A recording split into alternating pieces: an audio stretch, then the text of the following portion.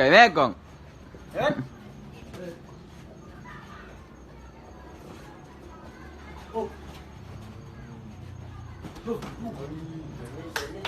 นิ่งๆไว้นิ่งๆไว้จะตื่นจะตื่น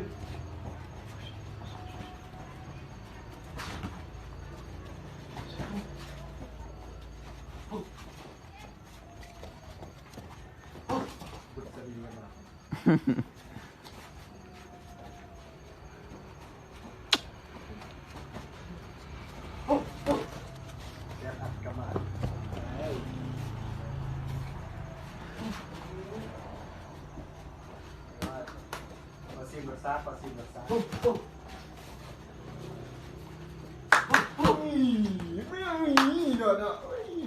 กันเที่ยวอยู่80-70 ลูกพวกมันเหมือนเนี่ยใจโตนี่นะ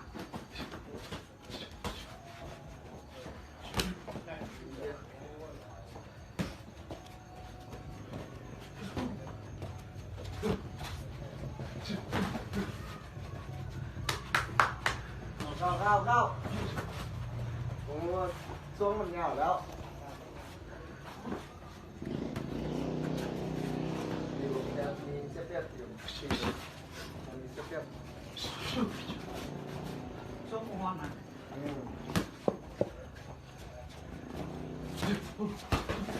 เขาจับจำเขาสร้างมีโปรจำมีเป็นจำเนี่ย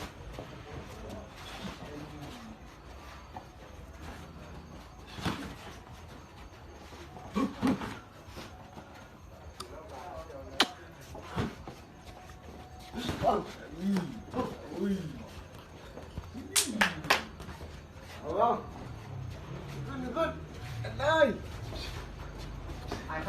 นมไว้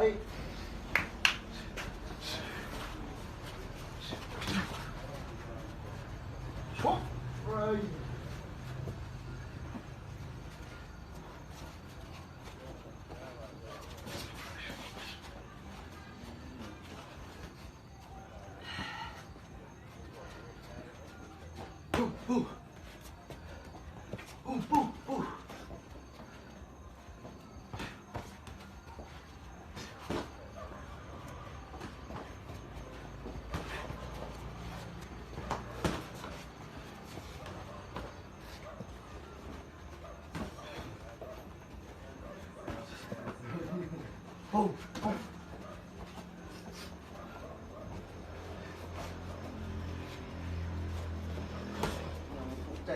เวลาสิเมิดแล้วเวลาเมิดแล้ว